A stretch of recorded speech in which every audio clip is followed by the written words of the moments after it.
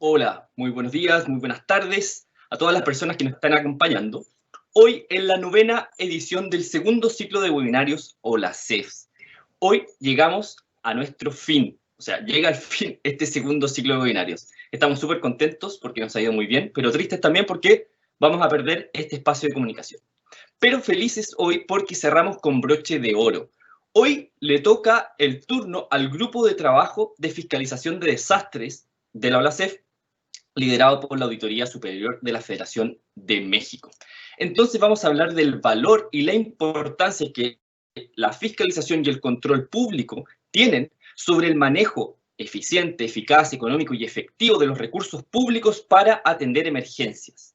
Y emergencias entendidas de una manera que ha ido creciendo o se ha ido ampliando, porque tradicionalmente en América Latina tendíamos a entender emergencias como aquellas derivadas de la naturaleza, un tornado, un terremoto, somos campeones para eso en este continente, pero hoy día también esto se va extendiendo a conceptos como lo que está pasando con el COVID, que también es una emergencia, los gobiernos están reaccionando y las CFS tienen que prestar especial atención para ver qué es lo que está pasando, cómo se gastan los recursos públicos y que los mismos lleguen a la ciudadanía. Y para eso hoy tenemos unos panelistas impresionantes, de lujo. Ya van a ver que de hecho tuvimos que hacer un resumen de sus biografías porque era tan largo que no podíamos extendernos tanto con ella.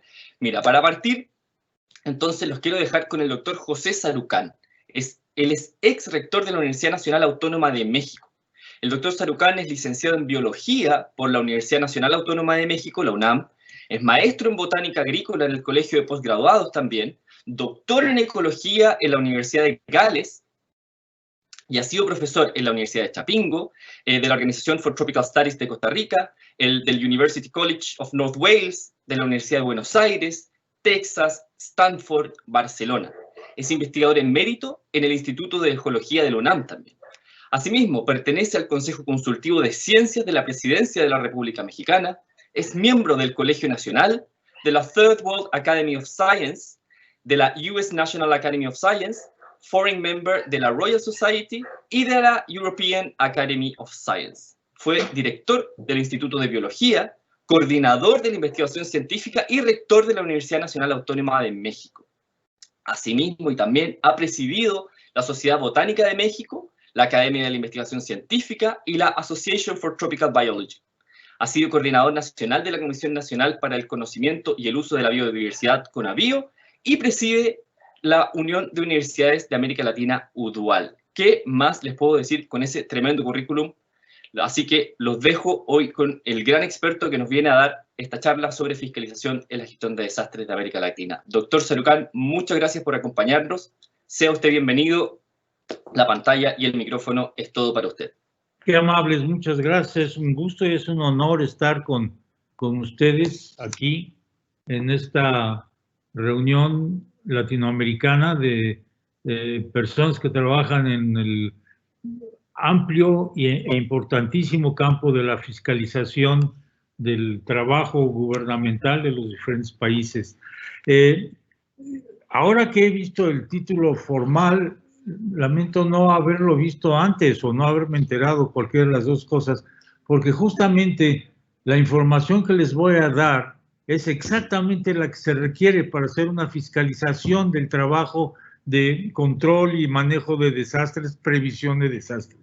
Pero aún así, la información que les voy a dar es la información que la Comisión Nacional para el Conocimiento y Uso de la Biodiversidad, CONABIO, ha generado casi en 3 décadas, y creo que ese es justamente el tipo de mecanismo que se requiere en los países para que haya formas de saber, primero, los riesgos que hay, segundo, la forma y las personas que deben atender esos riesgos, el tipo de estrategias y de políticas que deben cumplir, y finalmente el hecho de ver si estas personas cumplieron o no cumplieron con sus obligaciones gubernamentales para hacer las cosas como se deberían haber hecho. No hay manera de que esta fiscalización ocurra si no tenemos un acceso a la información de primera clase muy al día de la mayor calidad científica. Les voy a dar más bien, y es muy en relación a lo que estamos viendo en el mundo, una visión de por qué los ecosistemas son absolutamente esenciales y es la primera cosa que debemos cuidar, y yo creo que en este sentido el trabajo de fiscalización debería ser particularmente meticuloso en la conservación de los ecosistemas, del capital natural, de la naturaleza, como ustedes le quieran llamar, de la cual dependemos nosotros totalmente.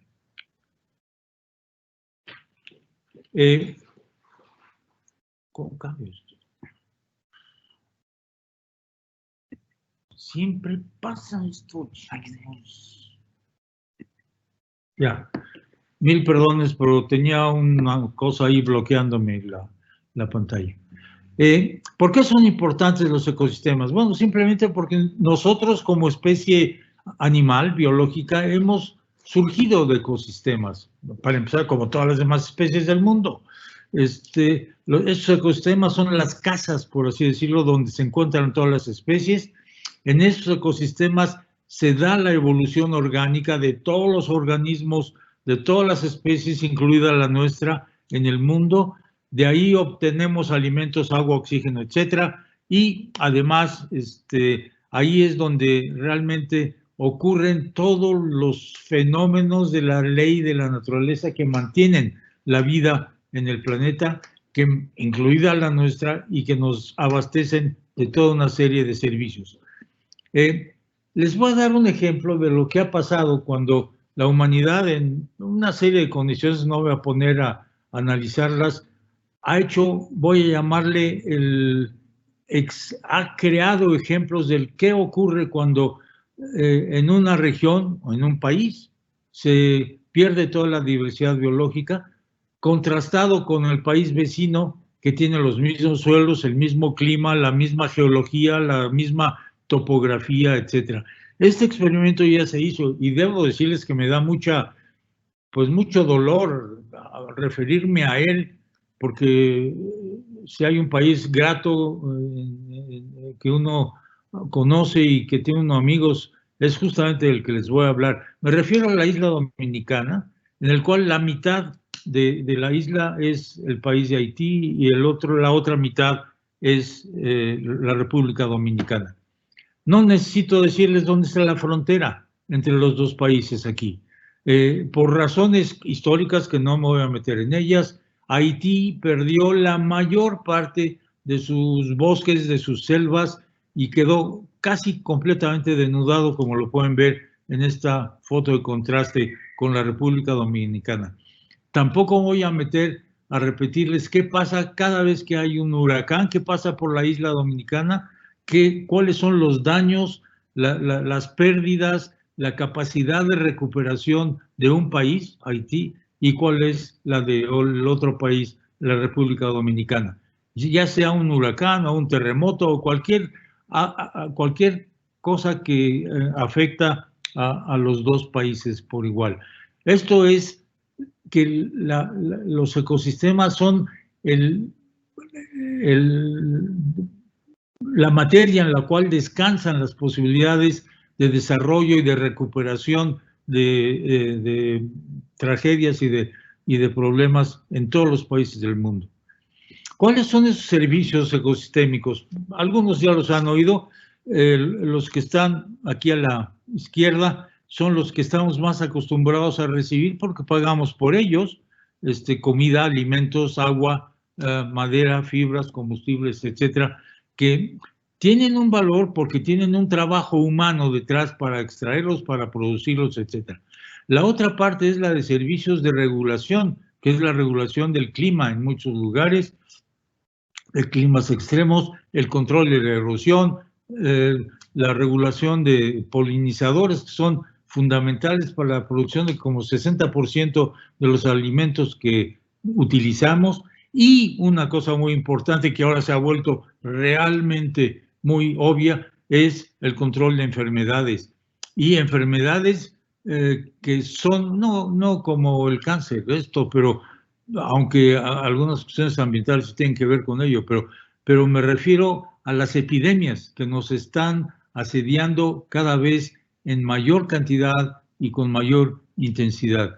Y otros servicios que son servicios que no es fácil darles un valor económico, porque a muy pocas cosas se les puede dar ese valor económico, que son el valor recreativo, estético, hasta espiritual de los ecosistemas para la gente.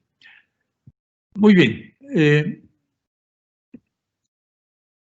En un estudio hecho en el 2005 a escala global en el que me tocó participar, se hizo una evaluación de cómo estaban todos esos servicios a escala mundial. Y todos los que están con flechas rojas para abajo, todos se han disminuido severamente.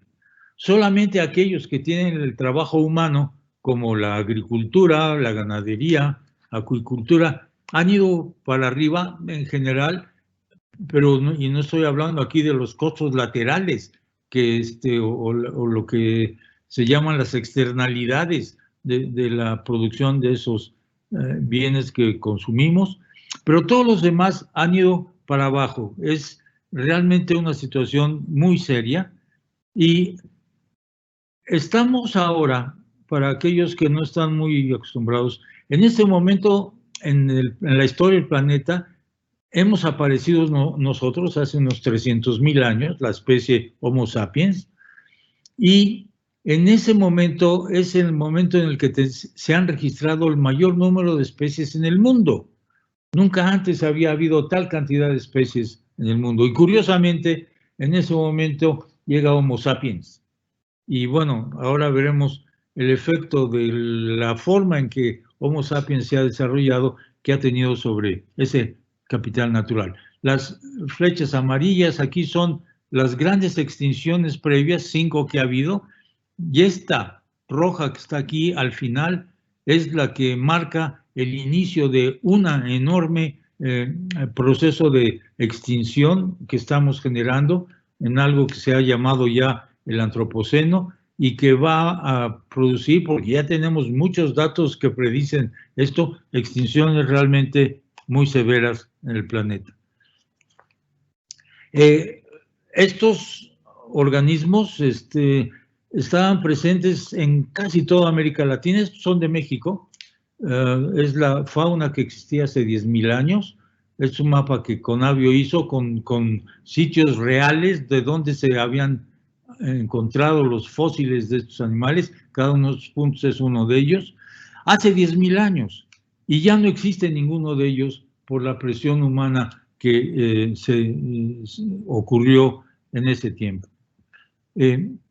Pero a escala mundial, para que tengamos una visión más global, estos eran los bosques de hace unos 8.000 años, los bosques bien conservados, sin tocar. Estos son los que quedan hoy como resultado de la actividad humana, particularmente para la producción de alimentos.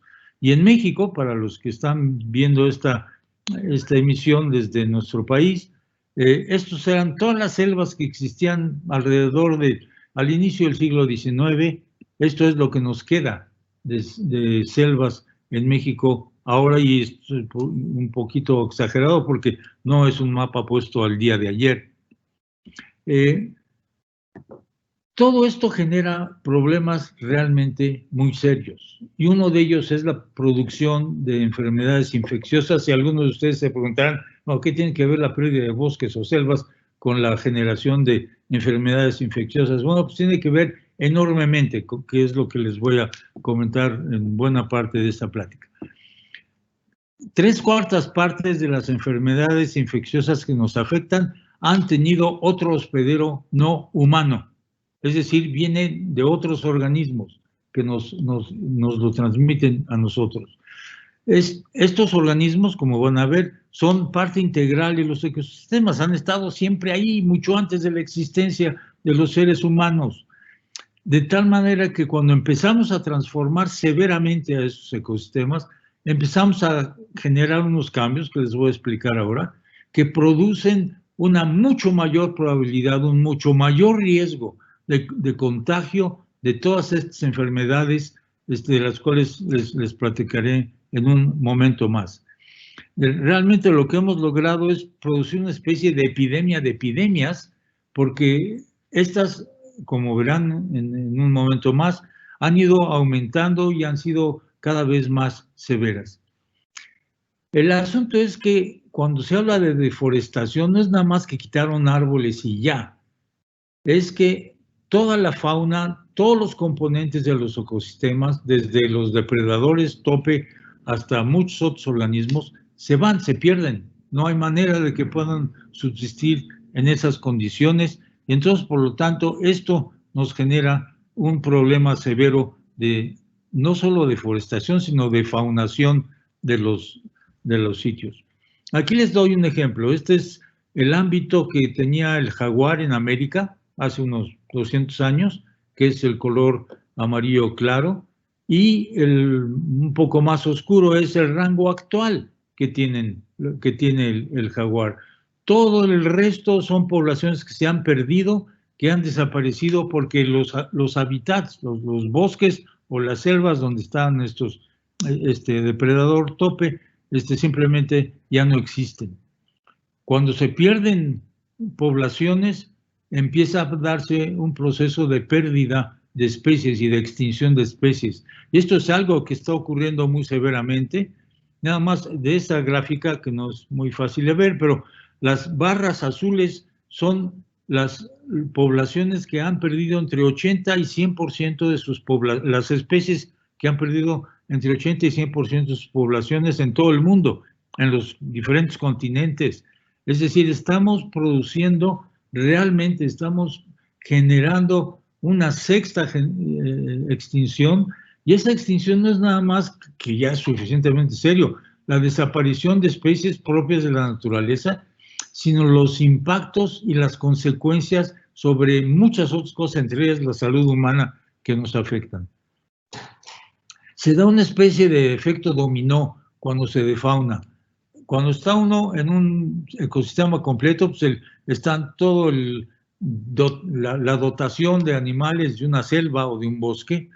Cuando se empieza a tirar, los primeros en desaparecer son los depredadores tope, que requieren de ámbitos mucho más grandes, como los pumas, los jaguares, los tigres, etcétera, que requieren espacios muy grandes para poder alimentarse.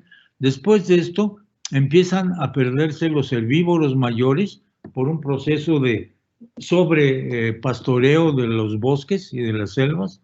Y finalmente, lo que ocurre al final de esto es una sobreabundancia de pequeños mamíferos, básicamente roedores.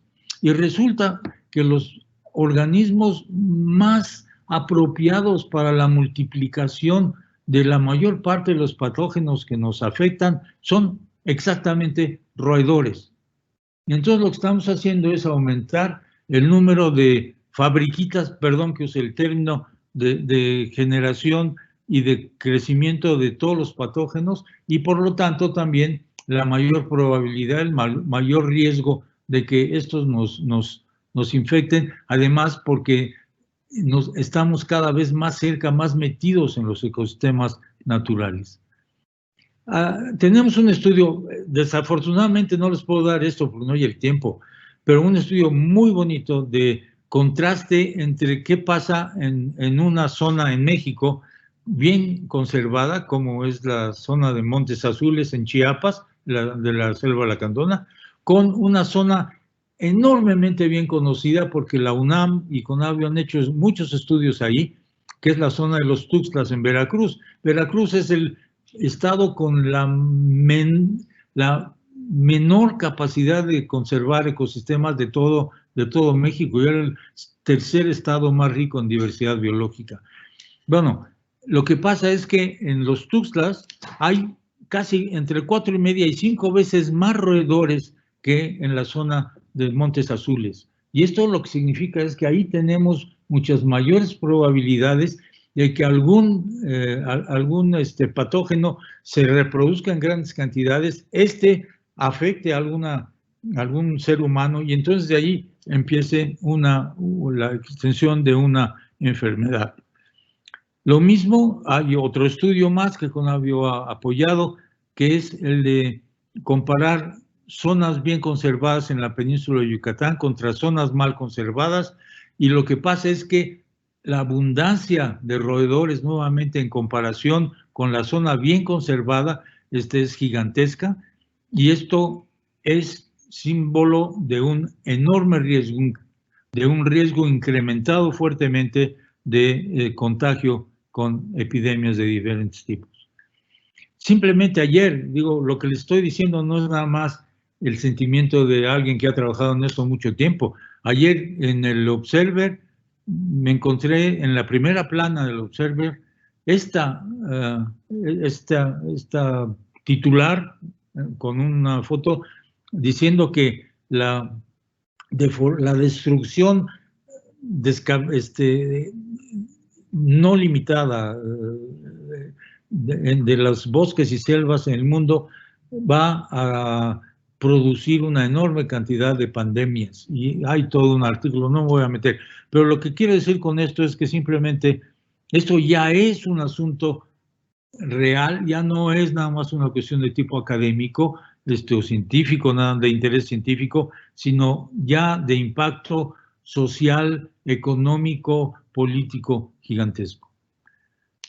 ¿Qué pasa? A ver, hasta ahora se han conocido alrededor de 1.500, un poco menos de 1.500 patógenos que generan enfermedades entre los seres humanos.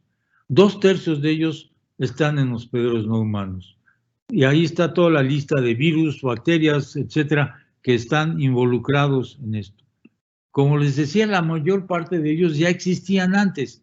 Lo que están viendo aquí es una pulga. Es una pulga de 20 millones de años, conservada en ámbar, y en esta pulga que fue rescatada del ámbar, y haciendo estudios, encontraron que en su proboscis aquí, que es por donde chupa la sangre y pica, había este bicho, y ese bicho es Yersinia pestis, y Yersinia pestis es el organismo responsable de la producción de la peste negra o peste bubónica, con diversos nombres que ha tenido, que asoló grandes partes de Europa cuando la población europea empezó a crecer, se cortaron bosques para poder tener con qué construir leña, y entonces el contacto con los roedores y las pulgas de los roedores empezó a generar estas epidemias. Claro, en ese momento no sabían de qué se trataba, todo lo daban a castigos divinos o a que las ratas se producían entre la ropa sucia, a una serie de explicaciones absurdas que no estaban basadas en hechos claros y bien sostenidos desde el punto de vista científico. En un análisis molecular de bichos que se están haciendo ahora en México, se han encontrado todas estas enfermedades ya que están presentes en ellos y que pueden ser perfectamente transmisibles ya. No me voy a poder darles, pero créanme que cada una de estas genera desde la peste, Yersinia pestis, con este organismo, hasta otras enfermedades que se están empezando a encontrar. El efecto de la perturbación, como les dije, es una especie de efecto de dominó que se produce una fragmentación, se genera un incremento de bordes de selva con las cuales la gente tiene más contacto y de interfase con las poblaciones, y muchas de estas enfermedades, como ya lo dije, se deben a factores que habitan en las selvas y bosques. Esto se ha repetido más y más, y ya tenemos evidencia de que esto ha pasado. Algunas de las enfermedades emergentes importantes que ustedes recordarán, VIH, SIDA, SARS, Ebola y desde luego ahora COVID, han sido producto de la destrucción de selvas y bosques en diferentes partes del mundo, en el que diversos organismos, en este caso, en el caso de Ebola, son murciélagos que actúan como hospederos en vez de roedores. El SARS, en 4 especies de murciélagos que están aquí, no se los pueden ustedes leer, y que además están presentes en otros organismos, el Palm civet, lo verán ustedes en otra interacción humana con los animales, los chimpancés pantroglodites, que son transportadores de un virus que es prácticamente hermano del SIDA. Fue muy probablemente el conducto por el cual el SIDA se transmitió en los 50, fines de los 60 a las especies humanas, y así podemos ir con varias de estas cuestiones. El virus de Nipah, que está, ¿cómo se llama?, transmitido por este murciélago, que normalmente encontraba las frutas en las selvas. Ahora, con la conversión de todas las selvas a palma africana, que es una palma que se usa para obtener aceite, muchos de los frutos que usan los murciélagos ya están nada más en las huertas familiares. Entonces lo que hacen es ir a las huertas familiares a comer, ahí defecan, y en esa defecación dejan sobre, por ejemplo, en este caso, los cerdos que están en una piara grande ahí, los restos, los patógenos están ahí, se transmiten a los cerdos, y entonces el cerdo se vuelve en un transmisor de esta enfermedad. Hemos roto el balance y la forma normal de funcionamiento de todos estos ecosistemas. El otro elemento es la alimentación de lo que se llama la carne de monte, bushmeat, en muchos lugares. Hay poblaciones enteras, particularmente en Asia y en África, que su más importante fuente de proteína animal es la carne de monte, es lo que cazan en las selvas y bosques. Y estos entran absolutamente a todo, y como verán ustedes aquí,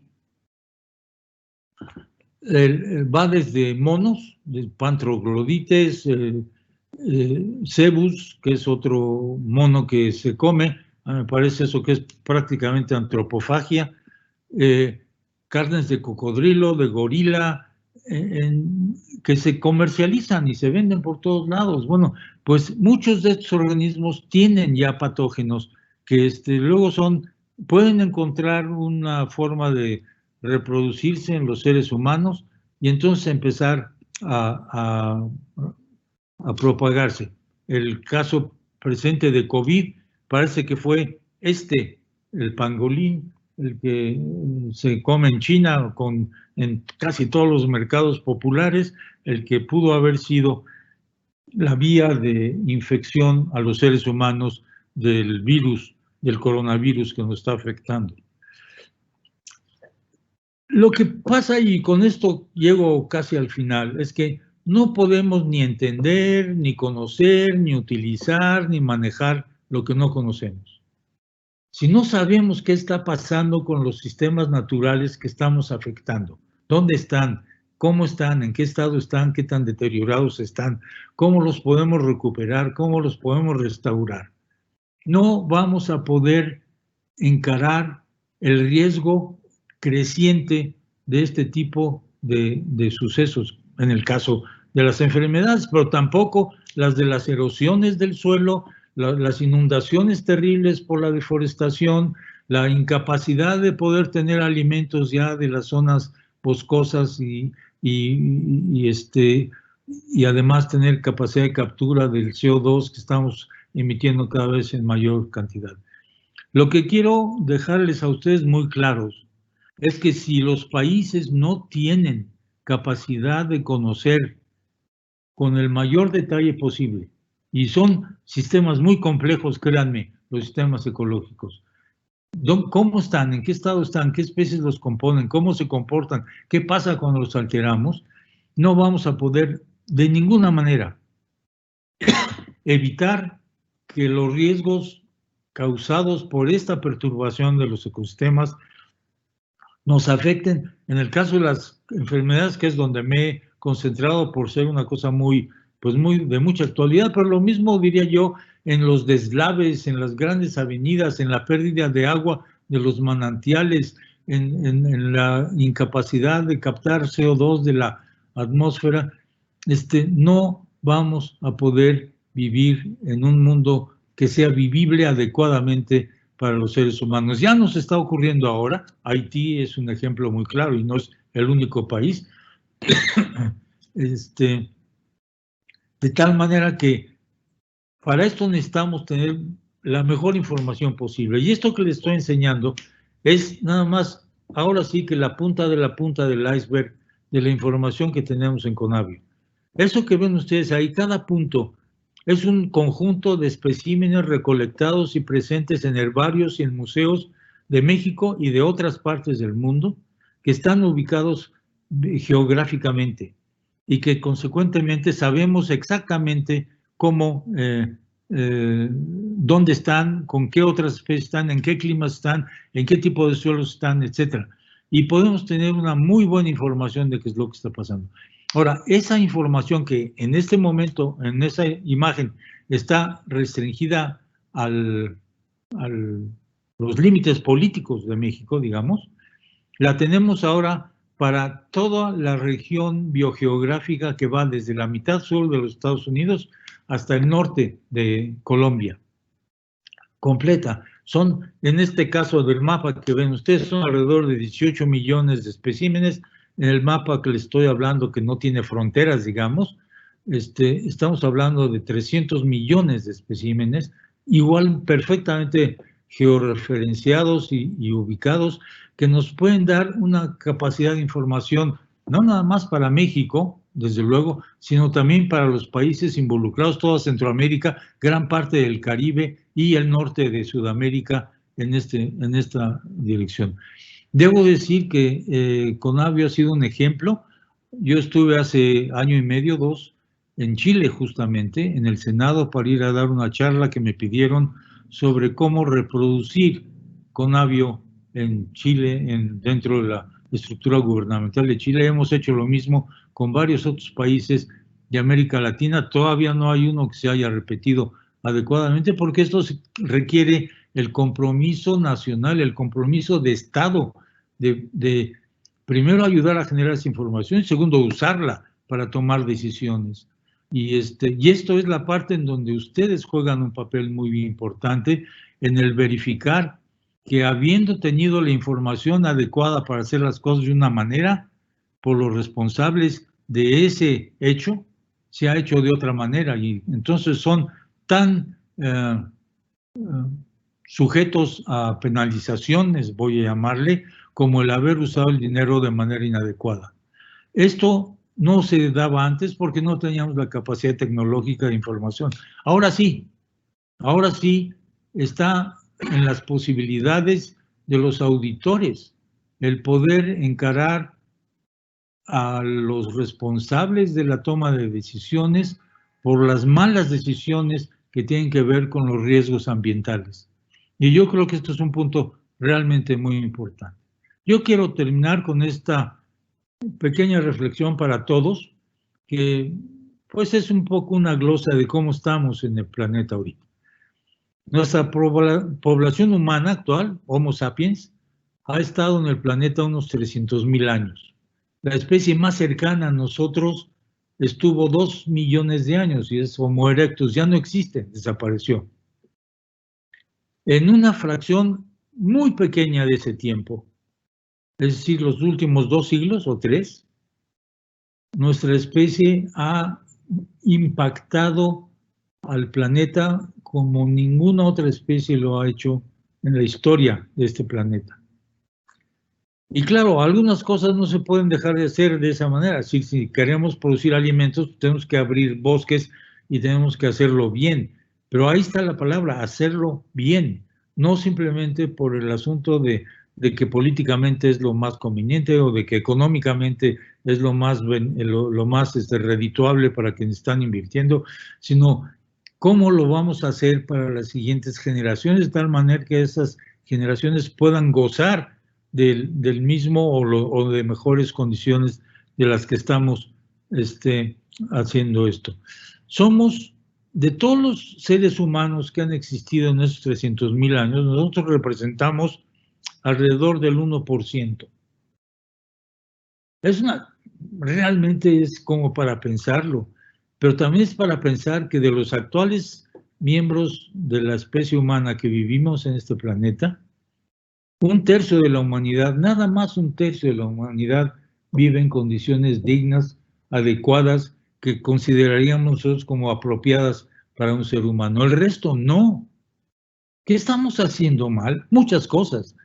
Y yo creo que todos estos intereses de recapacitar y de revalorar en estos tiempos de aislamiento social y demás, deberían ir mucho en el sentido de decir, ¿qué tenemos que cambiar para que la mayor parte de esos 7.600 millones de habitantes y los que van a venir más todavía puedan estar en condiciones de mucha más equidad, de mucha más justicia, de mucha más de niveles humanos de vida de la que lo están haciendo, de lo que está ocurriendo en este momento, porque eso no es culpa del planeta ni de los ecosistemas, es culpa de la forma ambiciosa, desmedida del uso de los recursos que este planeta nos ha dado.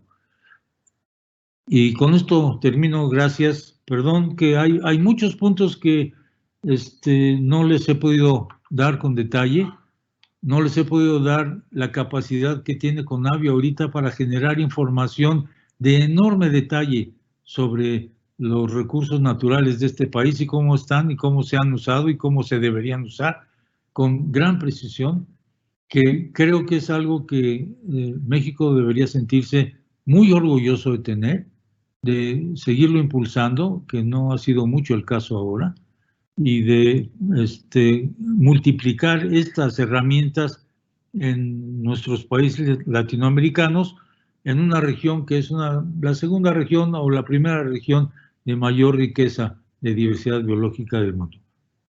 Muchas gracias. Muchas gracias a usted, doctor Sarucón. ¡Wow! ¡Qué tremenda exposición! Impresionante, de verdad. Ya tenemos muchos comentarios, muchas preguntas para usted, así que no le quepa la menor duda que lo que no nos alcanzó a contar, se lo vamos a preguntar, porque es un tema increíble, muy interesante. Como organización nos venimos involucrando con los asuntos ambientales cada vez más fuerte, y aquí la relación entre control y temas ambientales es evidente. Lo que usted nos contó es de alguna manera aterrador y por otra parte esperanzador, porque bueno, algo se puede hacer, esperemos. Hay varias preguntas en ese sentido y se las voy a dejar para cuando termine nuestro próximo expositor, porque a continuación le voy a dar la palabra al licenciado David Rogelio Colmenares Páramo, quien es auditor superior de la Federación de México y actualmente presidente del Grupo de Trabajo de Fiscalización de Desastres de la OLACEF. El licenciado Colmenares fue presidente de la OLACEF también en el periodo 2016-2018 y actualmente preside el Grupo de Trabajo sobre Valor y Beneficio de las EFS y el Grupo Global de Proyecto Intosai de la Intosai. En cuanto a su trayectoria profesional, ha ocupado importantes cargos en el sector público, entre los que podemos destacar, ha sido titular de la Unidad de Coordinación con Entidades Federativas, de la Secretaría de Hacienda y Crédito Público en México, ha sido auditor especial del gasto federalizado en la propia ASF, fue Contralor Interno en el Tribunal Federal de Justicia Fiscal y Administrativa, así como también titular de la Unidad de Coordinación Regional y Relaciones Institucionales de la Autoridad Federal para el Desarrollo de las Zonas Económicas Especiales. Licenciado Colmenares Páramo cuenta con una amplia experiencia como docente y ha impartido cursos desde el año 78 en materias como finanzas públicas, política fiscal y seminarios del sector público. Licenciado Colmenares, auditor, bienvenido, muchas gracias por acompañarnos. Adelante.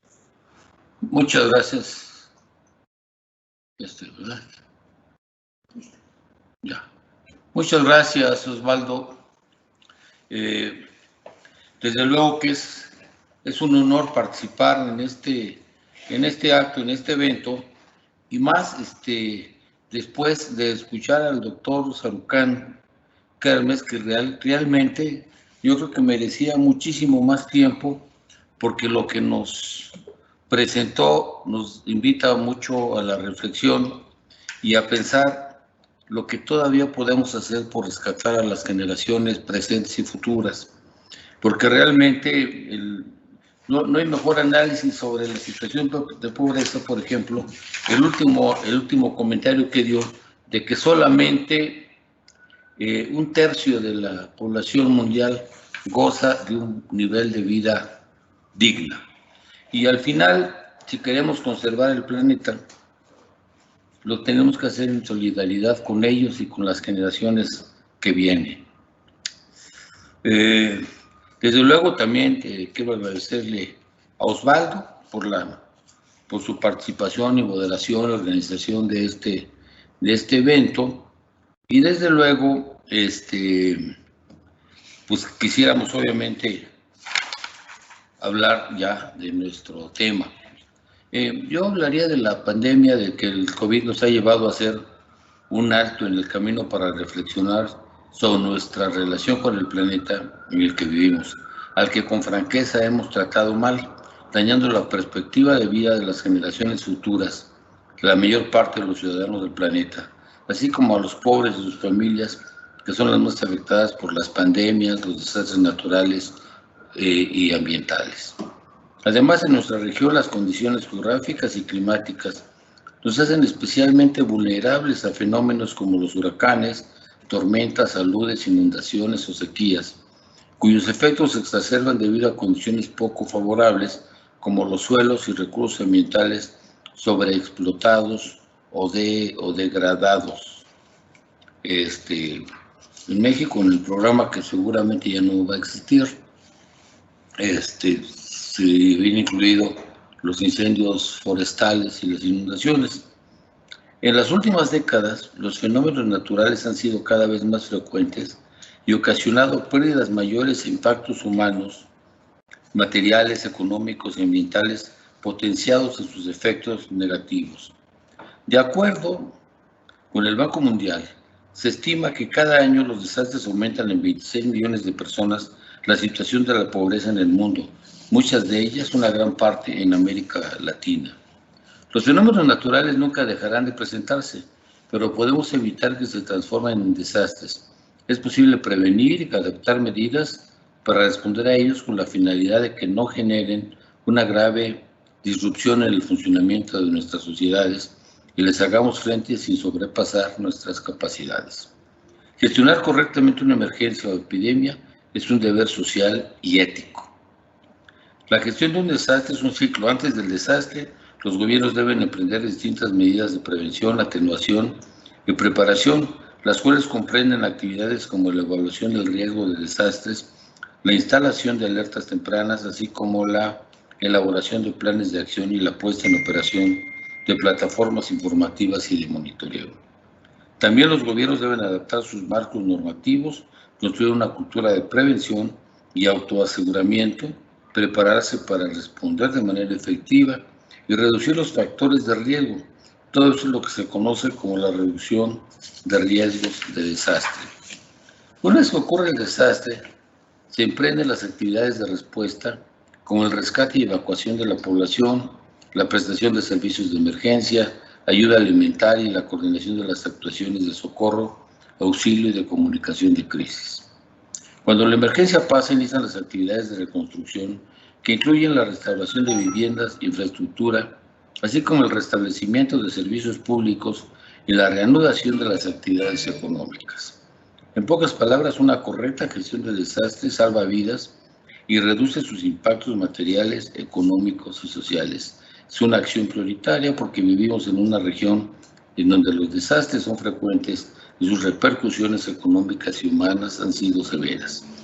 Los desastres, además, como lo reconocen las Naciones Unidas, son un obstáculo importante para alcanzar los 17 Objetivos de Desarrollo Sostenible planteados en la Agenda 2030, cuyo fin es que los beneficios del desarrollo alcancen a todos los seres humanos del planeta y a construir sociedades incluyentes, sostenibles y resilientes. Todos estamos llamados a contribuir en la gestión de los desastres y en la construcción de mejores capacidades de prevención, contención y reacción de los gobiernos, lo cual incluye a las entidades de fiscalización superior. Al jugar un papel fundamental en el proceso de rendición de cuentas, transparencia y mejora de la gestión pública, las entidades de fiscalización superior contribuimos a reducir el impacto de estos sucesos y a mejorar la eficacia y efectividad de las acciones para responder en los momentos de emergencia, como en las etapas de rehabilitación y reconstrucción. En este contexto, quiero compartirles que en 2019, en el marco de nuestra participación en la OLACEF, se creó el Grupo de Trabajo sobre Fiscalización de Desastres, con el fin de promover la cooperación entre las entidades de fiscalización para el desarrollo de estándares y buenas prácticas en la fiscalización de la gestión de desastres, el cual es coordinado por la Auditoría Superior de México y está integrado por 15 entidades de fiscalización superior y 3 miembros asociados, los tribunales de cuentas de los estados de Ceará y Tocantins, Brasil, y el de Buenos Aires, Argentina. El grupo de trabajo se creó con una visión basada en la experiencia de nuestros países, centrada en los desastres originados por amenazas naturales, como tormentas tropicales, huracanes, terremotos y erupciones volcánicas, fenómenos que habitualmente impactan nuestra región. Sin embargo, la pandemia causada por el virus SARS-CoV-2 propició un proceso de reflexión que nos llevó a proponer un adendum a los términos de referencia del grupo de trabajo y a proponer un plan de acción regional para atender la emergencia generada por la COVID-19. El adendum propuesto se realizó con la intención de visibilizar la importancia de los desastres derivados de otro tipo de amenazas como las pandemias y epidemias, así como la relevancia del trabajo de las entidades de fiscalización que agrega un valor significativo al verificar cuán operativa es la gestión de la crisis. La pandemia del COVID-19 es un ejemplo claro de un riesgo sistémico, un concepto contenido en el Informe de Evaluación Global sobre la Reducción de Riesgos de Desastres 2019 de las Naciones Unidas, y que implica que un desastre de esta naturaleza puede desencadenar riesgos en diversos sectores. Esto se observa en el caso de la emergencia sanitaria causada por el coronavirus en todo el mundo. Ya sus efectos no solo se observan en el sector salud, también han generado una importante contracción económica, pérdida de empleos, afectaciones a la prestación de servicios públicos y aumento de la pobreza, entre otros. Es como si estuvieran en competencia la crisis sanitaria y la crisis económica. En los países como España, donde aparentemente la crisis económica obligó a la reescalación, a la reapertura de muchos negocios, pues están como entrando en una segunda ola con un efecto de columpio, porque están nuevamente empezando todos los días a crecer una segunda etapa de la pandemia. Esto se observa en el caso de la emergencia sanitaria causada por el coronavirus en todo el mundo. Ya sus efectos no solo se observan en el sector salud. El adendum que mencioné se acompaña de un plan de acción, el cual busca establecer mecanismos que respaldan las capacidades de las entidades de fiscalización miembros de OLACEF para hacer frente a las repercusiones del desarrollo de la pandemia de COVID-19 a partir de las experiencias y lecciones de las organizaciones internacionales. Uno de los objetivos específicos de nuestro grupo de trabajo es la elaboración de una guía de fiscalización de la gestión de desastres y que también contribuya a la implementación de los objetivos de desarrollo sostenible. Por ello, durante los meses de noviembre y diciembre de 2019, la auditoría se abocó en la identificación de los elementos que conforman una política de gestión de riesgos, a saber, plataformas de información, monitoreo y alerta temprana, marcos institucionales, jurídicos y normativos, cultura de prevención y autoaseguramiento y preparación de una respuesta eficaz de recuperación efectiva y reducción de factores de riesgo.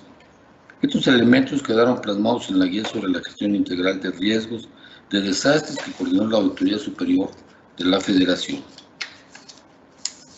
Esta versión de la guía fue compartida entre los miembros del grupo de trabajo, acompañada de un cuestionario cuyas respuestas se están analizando para tener un panorama más certero sobre el estado de la gestión de los desastres en la región y para conocer la forma en la que las entidades de fiscalización han actuado. El segundo objetivo específico del grupo de trabajo consiste en la creación de un servicio en línea de intercambio y gestión de buenas prácticas para recopilar y compartir información en materia de fiscalización de desastres, el cual se encuentra en su primera fase de pruebas. Cabe destacar que con la colaboración de la GIS se contará con la participación de especialistas de la CEPAL para el fortalecimiento de capacidades estadísticas y metodológicas para construir indicadores de desempeño sobre la atención de los mismos.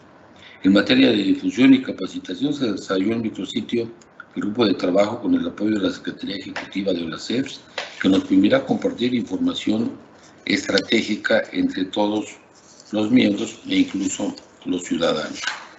Adicionalmente, cabe señalar que el grupo colaboró en la revisión de la segunda versión del marco de referencia sobre auditoría y gestión de desastres, que es acorde con la SAI 100, proyecto en el que igualmente se cuenta con el apoyo de la Agencia de Cooperación Alemana, la GIS.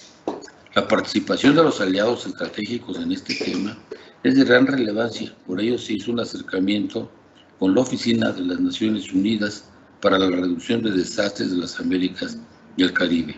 Esta instancia, cabe destacar, tiene un rol relevante en la implementación de los Objetivos del Desarrollo Sostenible, por lo cual se envió una carta de intención para que nuestro grupo de trabajo colabore con esta oficina en diversos proyectos, incluyendo la plataforma regional para la reducción de riesgos y desastres. Es claro que las entidades de fiscalización podemos incidir de manera positiva en la adecuada gestión de los gobiernos en momentos de emergencia, a causa de fenómenos naturales o pandemias como ahora lo experimentamos. Nuestro rol como garantes del buen uso de los recursos públicos es vital antes, durante y después de una emergencia o desastre, coadyuvando a garantizar la efectividad de las acciones gubernamentales emprendidas para responder a cada una de sus aristas y etapas. El futuro es incierto. Si bien la naturaleza tiene un elemento impredecible, también es claro que la incidencia de las actividades humanas en nuestro planeta, empezando por la degradación de nuestros ecosistemas, la pérdida de la biodiversidad y los cambios en el balance climático global, están creando mayores riesgos para amplios sectores de la población. Aprender a relacionarnos con nuestro entorno de una manera más ética y sostenible. La fiscalización de la gestión de desastres puede contribuir a este propósito, aprovechando lo aprendido e innovando hacia mejores maneras de fiscalizar la actualización de los entes públicos. En este sentido, también yo creo que otro trabajo importante es el trabajo preventivo. Así como cuando hablamos de fiscalización, hablamos de auditorías preventivas o de tiempo real o concurrentes, como le llaman en Perú. También es cierto que parte de este trabajo preventivo, por ejemplo, en México, ha habido una discusión muy fuerte, derivado desde la compra de insumos para la atención de los enfermos, la habilitación de los hospitales, ahora la compra de medicamentos, su distribución. Son temas que se tienen que revisar en tiempo real para precisamente prevenir el impacto sea mayor. Y también hay una correlación, como lo mostró el doctor Tarucán, entre pobreza e impacto ambiental. Lo que habló de Haití, nosotros lo vimos, por ejemplo, los temblores, los terremotos de 2017, destrozaron zonas importantes de Oaxaca, desde Juchitán hasta Ixtaltepec, un poco más al norte del estado, y siempre los fenómenos naturales como los huracanes han causado devastación en los estados de Chiapas, de Oaxaca, de Guerrero, cuya niveles de infraestructura son obviamente mucho más débiles y precarios. El terremoto de 1985, que fue pavoroso en la Ciudad de México, se ha repetido, no en la misma dimensión, sin embargo ya el impacto en términos de infraestructura ha sido mejor. Significa que se han mejorado las técnicas de construcción, todavía nos falta, pero creo que esa parte también es relevante. Y hoy con la pandemia, pues estamos enfocados a saber combinar bien la recuperación económica, porque es cierto que en México hay un gran problema de desempleo disfrazado, que es lo que llaman ocupación en el sector informal, pero no tienen ninguna ventaja de quienes estén asalariados o tienen un trabajo formal. Entonces el trabajo de nosotros es tratar de contribuir, obviamente con sugerencias, con propuestas, en el caso de la auditoría financiera, castigar y sancionar lo que se haya hecho mal, pero fundamentalmente también aprovechar estos espacios, el foro que nos da la CEFS, para poder tener este intercambio de información y de experiencias y tener oportunidad de escuchar a los científicos también, como fue el caso del doctor Sarukhan. Muchísimas gracias, Osvaldo, muchísimas gracias a todos. Muchas gracias, doctor. Excelente hacer lo que se está haciendo en el contexto del grupo de trabajo de fiscalización de desastres. Queda claro de las presentaciones que recibimos hoy, lo que nos contaba el doctor Sarukhan, que la información y aplicación y uso de esa información van a ser centrales como para poder salir adelante o mejorar la situación en la que nos encontramos. De hecho, doctor Sarukhan, mientras escuchaba su exposición, se me vino a la mente este libro de Harari, Homo Deus, que justo estoy leyendo en estos minutos, entonces como que lo tuve ahí todo el tiempo. Y parece que no soy el único porque tenemos muchas preguntas que voy a empezar a compartir con nuestros expositores. Hay algunas que son bastante catastrofistas, pero muy realistas, de hecho. Por ejemplo, Raúl nos dice, ¿somos los seres humanos la pandemia global para nuestro planeta? ¿Podemos aún detener el deterioro medioambiental que estamos generando? ¿Qué nos puede contar, doctor Sarukhan?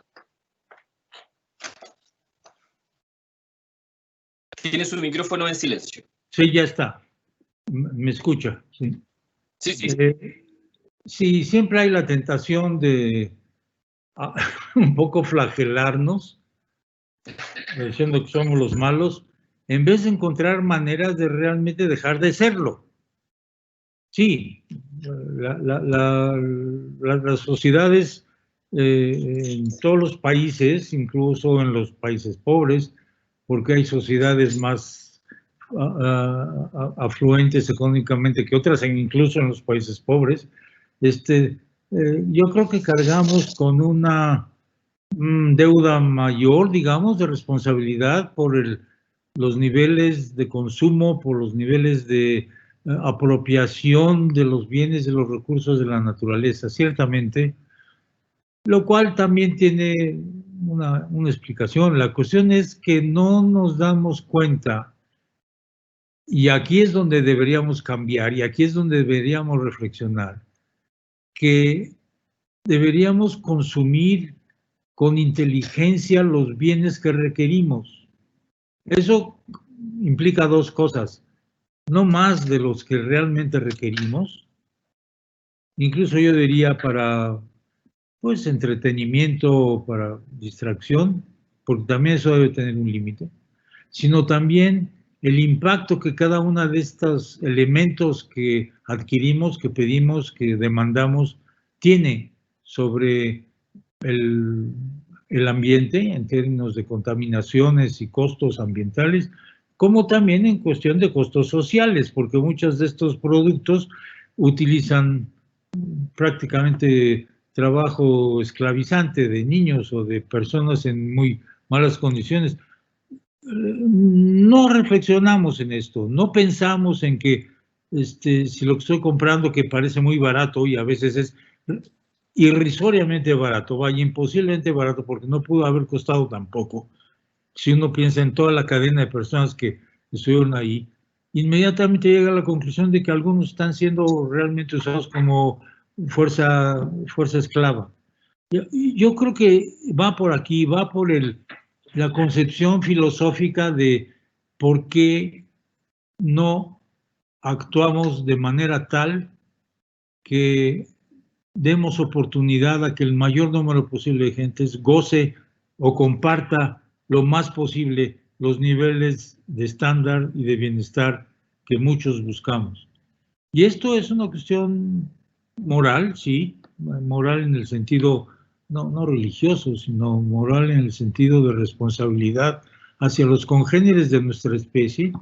Seguimos pensando que somos una especie puesta aquí en el planeta especialmente por alguna fuerza mágica y que por lo tanto pues, podemos usar este planeta para nuestro beneficio a Dios dar, piensa en Dios, y acabar con todos los recursos, independientemente de qué consecuencias puede tener para otras gentes que ni siquiera las vemos porque están en otros lados, pero ni siquiera los vemos porque vienen en otras generaciones.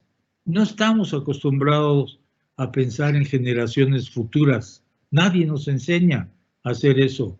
Yo creo que es momento de que empecemos a preocuparnos y a diseñar lo que hacemos. en relación a qué va a pasar con las generaciones futuras y con las actuales, que están, como yo decía, pues alrededor de 2/3 viven en condiciones infrahumanas en este planeta, o casi. Yo creo que más que azotarnos y decir que somos los malos y entonces yo no sé qué habría que hacer, matarnos los unos a los otros para que eso ya no ocurra, o mejor ser suficientemente honestos y empezar a cambiar todas las estructuras, porque todo lo que está mal hecho no es por la naturaleza, es por creación humana. Nosotros lo hemos diseñado, los sistemas financieros, los sistemas de capital, los sistemas de operación de los mercados, todo eso es creación humana y consecuentemente dable de cambiarse. A mí me parece que está por ahí, si queremos hacer una reflexión seria, está por ahí cómo hacerla y ir a las cuestiones de raíz que generan muchos de los problemas. Realmente, bueno, y de hecho, como el mismo libro que le comentaba de Harari, cuando habla que en definitiva de alguna manera hemos deificado el concepto de crecimiento a través de las distintas manifestaciones, digamos, políticas o económicas, capitalistas, marxistas, etcétera. Esa deificación del crecimiento también impacta directamente en un espacio físico limitado como es la Tierra. Doctor, nos dicen, María Julia pregunta, dice, al comienzo de su exposición, usted mencionó la importancia del acceso a la información científica de primera mano. ¿Qué recomendación puede hacer a las EFS, y aquí me engancho porque después le voy a preguntar al licenciado Colmenares, qué recomendación puede hacer a las EFS para que podamos avanzar con la labor de fiscalización a partir de fuentes de información confiable? Sí, yo invitaría a nuestra colega a que acceda a la página web de Conavio. Nosotros tenemos todo un movimiento que yo creo que es el más grande en América Latina, de ciencia ciudadana, que consiste en que la sociedad está generando información pertinente al conocimiento de la naturaleza de nuestro país, que es totalmente abierta y que todo el mundo la puede consultar. Todos los datos de Conavio desde hace 28 o 29 años son de acceso público sin restricciones y gratuito. ¿Por qué? Pues porque el trabajo de Conavio ha sido un trabajo sostenido por los recursos públicos de este país y por lo tanto la sociedad tiene todo el derecho a conocerlos.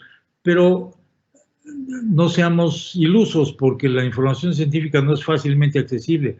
Lo que tenemos que hacer es traducir esa información y es lo que hemos hecho en Conavio. Traducirla en el sentido de hacerla entendible, accesible, comprensible por la sociedad, por los miembros de la sociedad que no son expertos en ello. Y esto yo creo que ha sido, en mi opinión muy personal, enormemente importante. Y eso es lo que hay que hacer en todos los países. Y yo diría no nada más en el caso de la cuestión que tiene que ver con el ambiente, sino yo diría que en prácticamente todos los caminos de la existencia y de la vida diaria de la gente. Entre más acceso a buena información, y aquí sí debe haber una especie de rectoría del Estado, porque con la cantidad de basura que puebla el Internet, bueno, pues la gente que no es muy ducha en estas cosas, lo mismo come una cosa que come la otra, pero con una rectoría en ese sentido, de que la información sea confiable, aunque sea diferente de otras, no tiene que ser monolítica. Creo que abrimos el espacio a que la gente tenga buena información, comprensible, accesible, utilizable e incorporable en su vida diaria a las acciones que tienen que ver mucho pues con la fiscalización de cómo se están usando los recursos del país para el beneficio de todos. Yo creo que ahí hay una cadena, a mí me parece enormemente interesante para discutir y que yo estaría más que contento de aceptar nuevamente la invitación de nuestro auditor superior de la Federación, licenciado Colmenares, a por lo menos en México darles más detalles de cómo esa información puede ser utilizada para ver si X funcionario que en la ley debería haber cumplido con una obligación, porque la información para hacerlo bien existe, no lo hizo. Empezamos a cambiar las cosas seriamente. Doctor, usted se ofreció, créame que le vamos a cobrar la palabra, porque hay muchas personas interesadas, mandando felicitaciones y haciendo más preguntas, así que le vamos a cobrar la palabra. Y a propósito de su respuesta, quería compartir una pregunta con el auditor Colmenares, porque hay varios cuestionamientos. Por ejemplo, Sergio, Virginia nos hablan de cómo realizar o cuál es la experiencia que tienen en México para fiscalizar adecuadamente la gestión del desastre, particularmente lo que pasa con el COVID. Virginia también nos dice que ellos tienen limitaciones constitucionales para las auditorías ex ante o concurrentes. Ellos tienen que hacer auditorías ex post. Entonces, ¿qué experiencia nos puede compartir usted desde la situación de la ASF en México para el control de desastres? No, desde luego que no. Yo creo que nadie estábamos preparados, al menos del mundo de la fiscalización, para una contingencia, para una pandemia o epidemia. En desastres naturales ya había un poco más de experiencia, porque ya se conocía que había todo un proceso, la declaratoria de desastre, la etapa de reconstrucción, y tan es así que ha sido parte importante de nuestro trabajo de fiscalización lo derivado de los desastres naturales. Esta ha sido una experiencia nueva, y efectivamente nosotros no tenemos el tiempo real, pero hemos encontrado una figura, le hemos llamado auditorías adelantadas, pactadas obviamente con las instituciones que tienen que ver con el ejercicio de estos recursos, donde además de hacer nuestro trabajo de la fiscalización ex post, o sea, posterior a las presentaciones de la cuenta pública, que efectivamente cuando ya tendremos los resultados definitivos o las denuncias, es lo que Nelson Schack de Perú siempre mencionó alguna vez, que era como hacer una autopsia. Pues ya está el muerto, están las balas, localizamos al que lo mató, lo metemos a la cárcel, pero ya está muerto. La auditoría adelantada busca más que sancionar, prevenir, evitar que el costo del daño social sea mayor. Y estamos ya avanzando en proyectos muy importantes y estamos incluyendo, por supuesto, todo el sector salud. Las dependencias más relevantes en México, por ejemplo, las encargadas de las adquisiciones en el gobierno federal, las encargadas de los proyectos de infraestructura, como un aeropuerto que está haciendo el ejército, estamos ya también interactuando no solamente con el pasado, estamos revisando el presente y tenemos ya nuestro proyecto de reforma constitucional para poder hacer realidad lo que llaman auditoría concurrente, auditoría en tiempo real. Y eso ha sido más complicado en un país como México, al ser un país federal, donde sí se tuvo un entramado de combate a la corrupción, auditorías de los congresos locales, cuya efectividad ha sido muy poca, las contralorías de los estados, que son empleados del propio gobierno estatal o en el caso del gobierno federal. Sin embargo, la auditoría cada vez ha adquirido mayores facultades para revisar todo el manejo de recursos públicos derivado de transferencias federales, y hasta aquí lo que llamamos participaciones o coparticipación en los ingresos federales son obviamente revisables por la auditoría. De ahí la ventaja del desarrollo tecnológico, lo que hemos logrado ya con la posibilidad de con las auditorías electrónicas vamos a poder revisar las muestras al 100% y vamos a ampliar muchísimo nuestro universo de fiscalización. Y por supuesto, el tema que emerge como prioritario hoy es el tema de salud. Ya hace unos 2 años comentábamos con el entonces secretario de Hacienda también la preocupación compartida por autoridades hacendarias y por autoridades de fiscalización como nosotros por el tema de salud, porque no estábamos preparados, tenemos una infraestructura dañada, teníamos programas muy deterioradas, no solamente por ineficiencia, sino hasta por corrupción, y por eso ha sido tan difícil, y yo creo que es un problema generalizado en la región, excepciones hay por supuesto, pero y estamos aprendiendo y diseñando en la emergencia mecanismos para poder tener resultados realmente tanto punitivos en el caso de las auditorías anteriores, como preventivos en el caso de las auditorías adelantadas. Muchas gracias, auditor.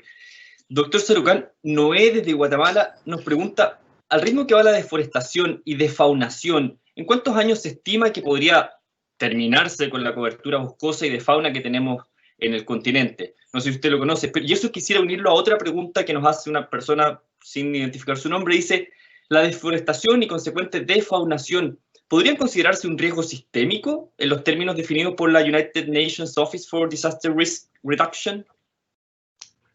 Bueno, ¿cuánto tiempo queda? Pues depende de qué tantas tonterías seguimos haciendo. Si la sociedad se da cuenta de esto y la sociedad informada, y otra vez aquí viene esa pregunta tan importante de hace un momento de nuestra colega, de acceso a la información. Si hay una sociedad bien informada, con datos realmente confiables, serios, y empieza a actuar basada en ella, las cosas empiezan a cambiar porque la sociedad misma exige que las cosas se hagan de otra manera. Démonos cuenta, no hay otra manera de cambiar las cuestiones de este tipo en nuestros países si no es con una sociedad bien informada, bien entrenada en el uso de información sólida, seria, con la cual pueda actuar.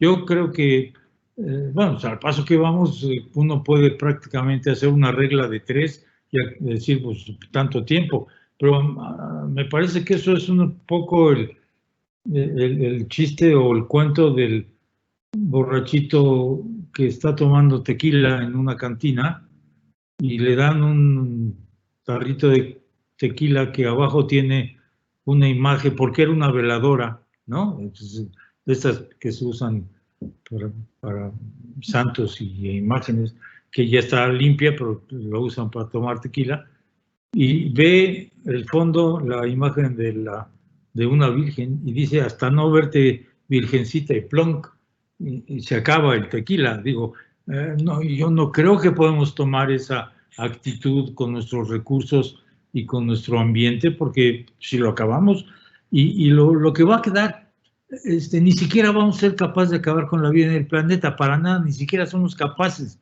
de hacer eso. Lo que vamos a acabar es con condiciones de dignidad humana para la vida de los seres humanos.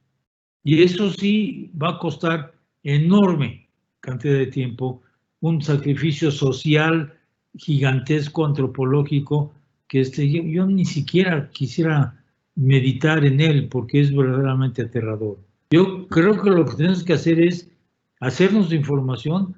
Hay más información ahora de la que nunca ha habido al alcance de nuestra generación, pero las generaciones siguientes no van a tener el tiempo que nosotros ahorita todavía tenemos para actuar. Y eso es muy importante, eso nos lo tenemos que meter en la cabeza para realmente trabajar, en vez de pues tener estas visiones un poco catastróficas de vamos a medir cuánto nos falta para llegar al precipicio porque vamos a seguir caminando, ¿no? Gracias, doctor. Bueno, y efectivamente también un poco asumir la responsabilidad que como ciudadanos tenemos, porque en definitiva siempre decimos los políticos son malos, pero los políticos no llegan ahí por generación espontánea, son votados por los ciudadanos que somos nosotros. Entonces, bueno, ahí más cuidado con eso. Licenciado Colmenares, su tocayo David nos pregunta, ¿qué debemos hacer para evitar este tipo de destrucciones? En definitiva, los desastres y los efectos de los desastres, que lo único que vienen es a dejarnos desolación y muertes, y no hacemos nada para que esto no suceda. ¿Cómo enfrentamos entonces desde el rol de las entidades fiscalizadoras y del control?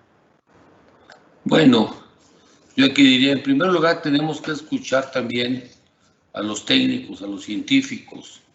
Como dice el doctor Sarucán, no se trata de tener visiones catastrofistas, porque si es eso, mejor nos vamos a la isla más apartada a esperar que se termine, entre comillas, el mundo. Tenemos una responsabilidad, efectivamente, con las generaciones futuras, porque él acaba de decir algo muy relevante. No es un problema de solamente de pobreza, sino de condiciones de vida digna para la gran parte de la población que hoy no dispone de ello. Sí nos espantamos cuando vamos en la televisión las escenas de las ciudades con hambruna, de las ciudades donde están los desperdicios químicos o biológicos, pero poco podemos para ello. Las entidades de fiscalización, poco podemos hacer, podemos recomendar en los casos que se pueda sancionar a alguien, pero eso no va a resolver las cosas si antes los gobiernos tampoco tienen verdadera conciencia de cuál es su tarea. No es solamente vivir el día a día presupuestal, sino planear un mundo mejor para las generaciones que digo yo. En el lugar común hablar de las generaciones que hoy están creciendo y que seguramente son las generaciones que nos van a suceder. Si, como él menciona, no tenemos capacidad para destruirnos a nosotros mismos, pero sí para hacer la vida miserable a una gran parte de la población.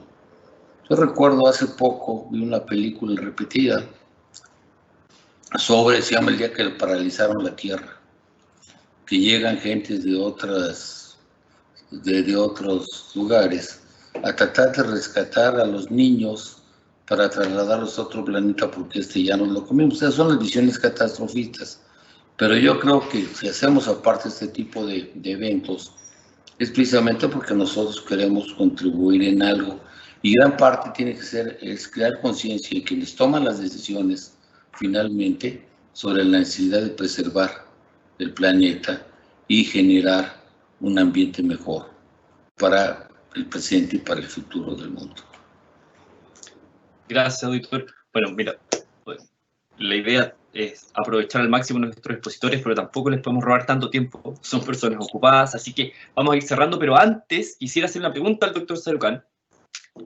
Gladys nos pregunta, ¿cómo lograr la integración de la experiencia mexicana para avanzar en la protección de la biodiversidad en otros países? ¿Existe ya algún tipo de cooperación en ese sentido? ¿O conoce usted de algún interés de otros países de América Latina y el Caribe actualmente que vayan apuntando hacia el trabajo que están haciendo en Conavio? Sí, claro. La primera institución u organización de este tipo existió un año antes que Conavio en Costa Rica y se llamó INVIO. Ahora ya, por razones que no vienen al caso, ya no existe como tal. Colombia, luego siguió México un año después y pues hasta ahora creo que existimos. No sé cuánto tiempo más, pero estamos aquí.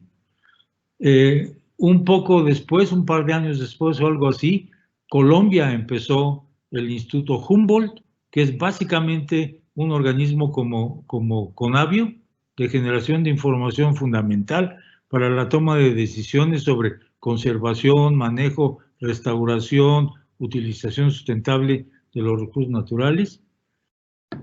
Algunos países han mandado grupos acá a Conavio a entrenarse en diferentes áreas para poder iniciar cosas de este tipo, pero no ha habido un desarrollo grande. Yo estuve, y creo que lo comenté, hace 2 años o algo así, invitado por el Senado de Chile a darles una charla sobre Conavio, porque hay el interés de establecer un organismo como este en la estructura ambiental, que es un poco disgregada en Chile, para poder tener la información sintetizada, analizada, utilizable por todo el mundo y útil para la toma de decisiones a todos los niveles, desde el nacional hasta los provinciales o estatales, como sea la organización de cada estado.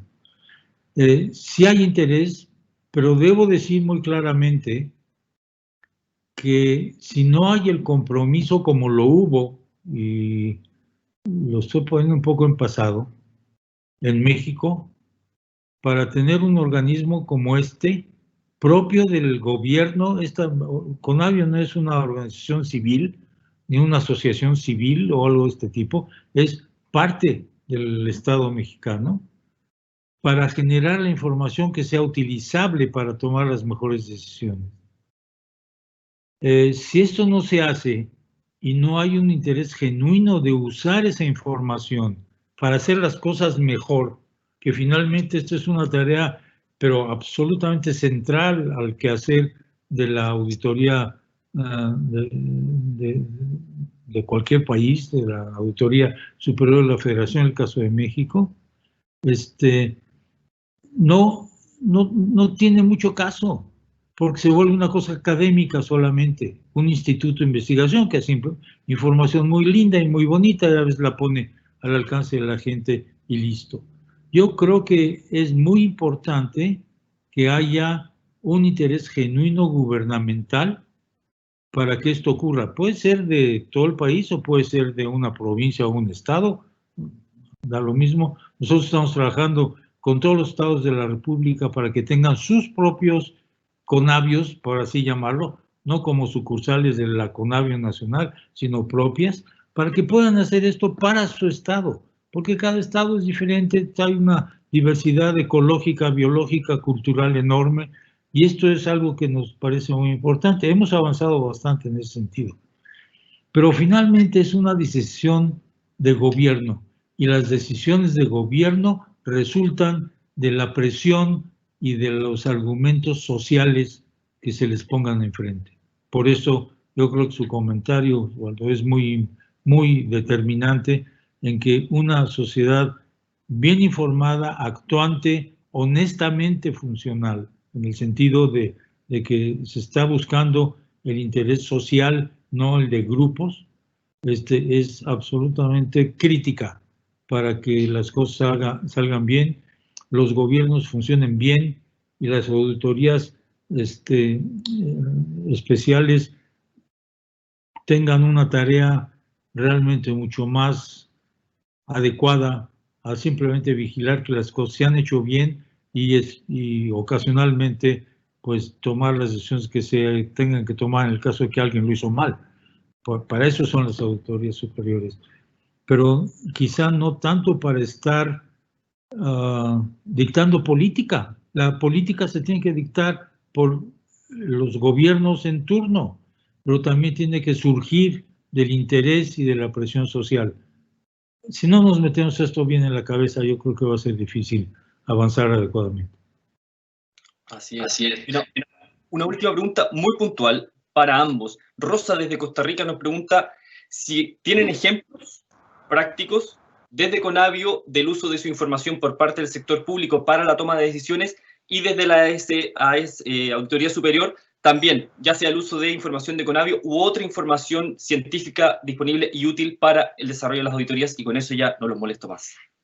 Sí, yo voy a ir muy rápidamente. Hace 2 años, con el cambio de la Ley de Desarrollo Forestal Sustentable, se obligó a que la Secretaría de Agricultura no diera subsidios a actividades agrícolas en zonas definidas como prioritarias de conservación por la Secretaría del Medio Ambiente.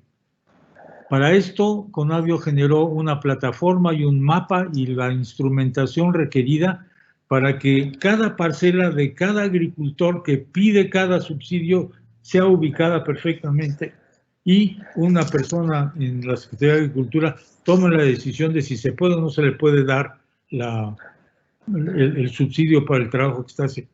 Esta es una cuestión básica de política pública que está basada en la ley, pero también la Suprema Corte de Justicia ha utilizado información de CONAVIO para hacer dictámenes que son vinculantes después para la protección o la forma de manejo de un litigio, de un problema. Las normas para la cuestión de las especies en peligro de extinción, el control de los riesgos del ingreso de materiales transgénicos, todo eso surge de la información que nosotros proveemos. Hay muchas cosas, por eso decía yo que quizá debería haberle dado un poco más ese caricia a la charla que di hoy, pero no me arrepiento de haberlo hecho, porque yo creo que el tema es un tema tan actual, tan real, que es importante hacer mención de él. Pero el día que quieran, yo encantado les puedo dar una charla del tipo de cosas que ha producido CONAVIO. Por ejemplo, en alertas tempranas de incendios, todos los días, 8 veces al día, México y Centroamérica, todos los países centroamericanos reciben 8 imágenes de los incendios en sus países o en sus estados. Luego hacen lo que quieran con ellas, nosotros no podemos influir en eso, pero ese es el tipo de cosas que un organismo como CONAVIO puede producir, entre muchos otros. Gracias, doctor. Auditor, No sé si nos quiere dar unas palabras. Sí, simplemente decir que sí, efectivamente en el área de las auditorías de desempeño, que son las de mediano alcance, hemos estado dándole gran importancia al impacto ambiental. Cualquier proyecto ya tiene que ser sancionado. El proyecto que se mencionaba hace rato de zonas económicas especiales no avanzó, entre otras cosas, porque salieron mal muchos de los estudios de impacto ambiental. Y estamos fortaleciendo ese tema, los temas que se han visto, que se han tocado incluso en OLACEF, lo de impacto ambiental es fundamental para nosotros. Y evidentemente ya en lo personal, pues fue muy motivante para mí la presentación del doctor, tan es así que ya ahorita aproveché, ya entré a la página por primera vez de Conavio. Bueno, qué bueno. Qué gran impacto. Bueno, ya vamos llegando al fin de este webinario y como primera cosa queremos reiterar el agradecimiento tanto al licenciado David Rogelio Colmenares Páramo como al doctor José Sarucán por las exposiciones increíbles, ambas. Nos quedamos muy contentos y doctor Sarucán, usted lo ofreció, créame que le vamos a cobrar la palabra porque hay mucho interés, tenemos muchas preguntas más que no logramos realizar y como usted mismo nos decía, hay algunos aspectos de la presentación que usted no logró profundizar hoy día, pero lo vamos a hacer en una futura oportunidad. Ya estaba conversando ahí con el equipo de la Auditoría Superior para poder coordinarnos y vernos al futuro. Así que muchas gracias a ambos por su paciencia, por su buena voluntad y por la claridad en sus exposiciones. Y a todos quienes nos están viendo desde las distintas partes de América Latina y otras partes, porque aunque ustedes no crean, hemos tenido visitas desde Irak, Egipto, Noruega y otros. Agradecerles por vernos, agradecerles por acompañarnos en estos 20 webinarios que partimos el 22 de abril. A la fecha, aunque no lo crean, tuvimos más de 18.000 o 20.000, no sé, hoy día tenemos que ver bien el número con lo que pasa hoy día, asistentes a los webinarios, así que nos vamos muy contentos porque ya casi nos sentimos unos rockstar con esa asistencia. Muchas gracias por acompañarnos. No olviden que todos los jueves continuamos con nuestro blog. Mañana tenemos uno sobre participación ciudadana, es un trabajo que viene haciendo la ASF también. Hoy día el auditor venía de un webinario sobre participación ciudadana. Nos vemos mañana y sin lugar a duda vamos a continuar con webinarios. No sé si con una serie así como esta, pero con temas puntuales porque la exposición del doctor Sarucán nos dejó a todos con ganas de seguir escuchando este tema, que es muy importante para crear conciencia. Gracias. Bueno, yo quiero agradecer muy especialmente la gentil invitación del licenciado Colmenares a ser parte de esto.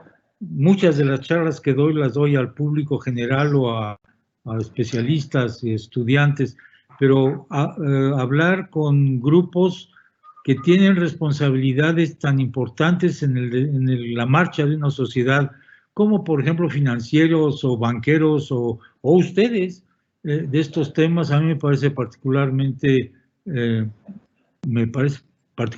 importante y además atractivo poder charlar con grupos que no, por su trabajo diario, no están metidos en este tipo de cosas que son realmente muy relevantes para la vida de todos. Gracias.